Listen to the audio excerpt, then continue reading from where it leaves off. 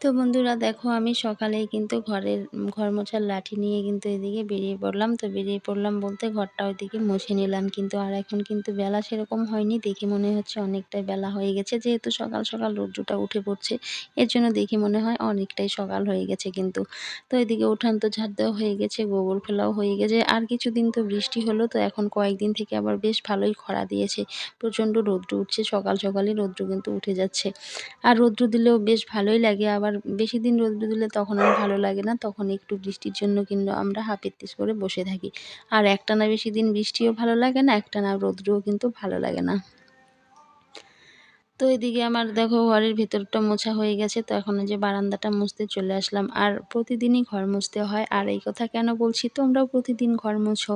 তো এর জন্যই বলছি যে দেখো সুবিধা অসুবিধা আছে, একদিন দুদিন যে ইচ্ছে করলো না মুছলাম না, বা একদিন বাদে বাদে মুছলাম, কিন্তু আমাদের বাড়িতে সেটা হয় না। কেন হয় না জানো? ওই যে বাড়িতে কুকুরটা থাকে ওর জন্যই হয় না। ও রাত্রি হলে এই বারান্দায় হচ্ছে ওর বাস, মানে এই বারান্দাতেই ও ঘুমাবে। আর কোথা থেকে ঘুরে আসে না আসে বারান্দার মধ্যে, মানে সারা বারান্দা টই টই করতে থাকে রাত্রি হলেই। আর যেহেতু ছাড়া কুকুর সারাদিন ছাড়া থাকে, কোথায় যায় না যায়, আর বারান্দায় অনেক লোম বালি টালি পড়ে থাকে না, একদম ভালো লাগে না। এর জন্যই কিন্তু প্রতিদিন মুছতে হয়। এর জন্যই বললাম যে সবাই তো ঘর মুছো, তো একদিন ঠেকা বেঠা যে ইচ্ছে না করলে মুছলাম না, কিন্তু সেটা হবে না, মুছতেই হবে প্রতিদিন। তো এদিকে দেখো যে তারপরে কিছু জামা কাপড় কেচে দিলাম। তো মায়ের এই শাড়িটা সকালবেলায় আমি মানে ভিজিয়ে রেখেছিলাম হালকা গরম জল দিয়ে। আর সাদা কাপড়গুলো একটু গরম জল দিয়ে ভিজিয়ে রাখলে না, মানে ধুয়ে দিলে বেশ ভালো চকচকে হয় কিন্তু। তো একটু গরম জল দিয়ে ভিজিয়ে রেখেছিলাম, তারপরে এই কাপড় কাচার সাবান দিয়ে ভালো করে কিন্তু কাপড়টা কেচে দিলাম। আর এদিকে কাচাকুচি তো এখন টুকটাক করে করতেই হবে, যেহেতু চৈত্র সংক্রান্ত চলে এসেছে। আর আমাদের তো মানে ওই যে কথায় বলে ১২ মাসে ১৩ পার্বণ বাঙালিদের, তো ১৩ পার্বণের বেশি হয় কিন্তু, একের পর এক কিন্তু উৎসব কিন্তু লেগেই থাকে। তো এদিকে আর কয়েকদিন হাতে গোনা আর কয়েকটা দিনই কিন্তু বাকি আছে পহেলা বৈশাখের। তো এদিকে এই যে কাচাকুচি হচ্ছে, প্রতিদিন টুকিটাকি করে একটু একটু করে কাচাকুচি হচ্ছে। আর আমি না একদিনে বেশি কাচাকুচি করতে পারি না, তাহলে মানে অসুবিধা হয়ে যায়। তো এর জন্য যখন যেটা মানে বের হয় তখন সেটাই কেচে দিই। অনেকে আছে যে একসাথে জমা করে রেখে দেয়, একদিনে সমস্ত কাচাকুচি নিয়ে বসে, কিন্তু আমি সেটা কিন্তু পারি না একদমই। তো এই যে টুকিটাকি যেগুলো মানে বের হয় প্রতিদিন একটু একটু করে কিন্তু সেগুলো কিন্তু কেচে দেয়। এভাবে কিন্তু কাজের চাপটা কিন্তু কম পড়ে। আর সংসারে তো একটা কাজ করলে হয় না, নানান কাজ থাকে। তো একটা কাজ যদি বেশি করে ফেলি তাহলে অন্য কাজগুলো তখন আর মানে শরীরটা দেয় না যে আর অন্য কাজগুলো বাকি কাজগুলো করি। তো এর জন্য যখন যেটুকুনো কাজ বের হয় তখনই কিন্তু করে নেওয়াই কিন্তু ভালো।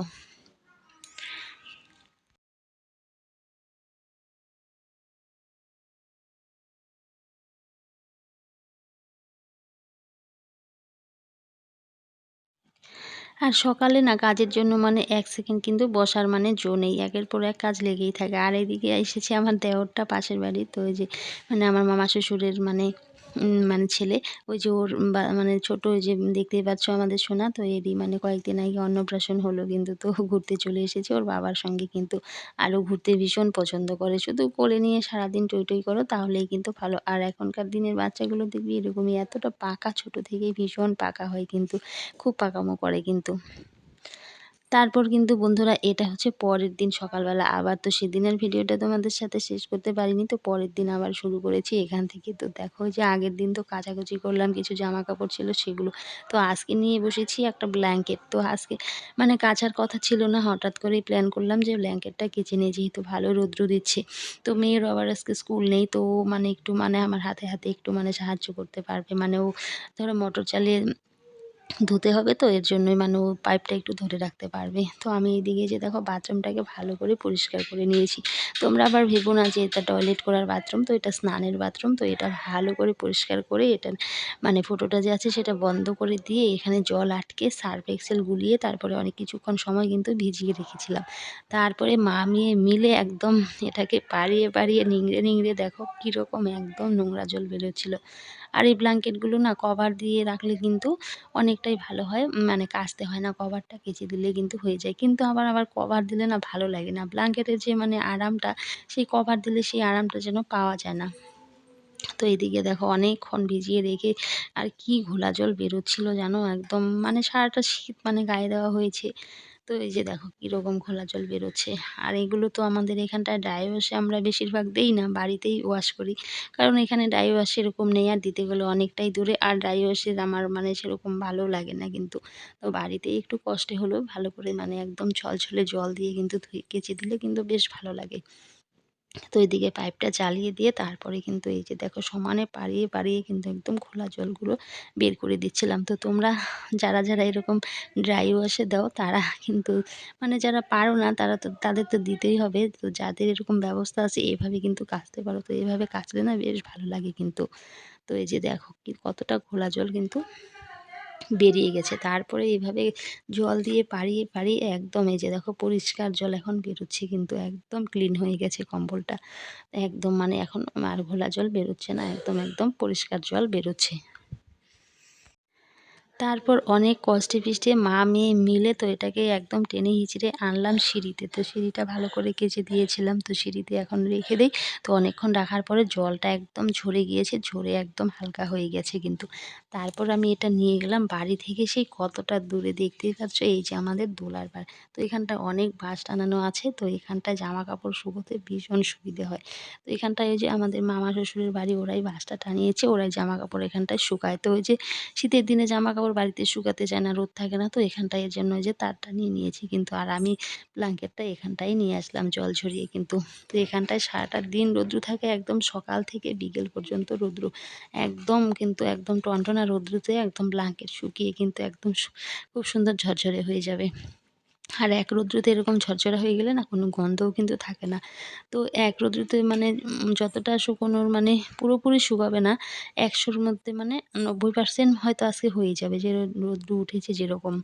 তো এদিকে এখন আমি এটা মেলে দিতে কিন্তু চলে আসলাম। আর চারপাশে ভুট্টাকে দেখতেই পাচ্ছ বাড়ি থেকে কতটা দূরে আমি নিয়ে এসেছি কম্বল শুকোতে দেওয়ার জন্য।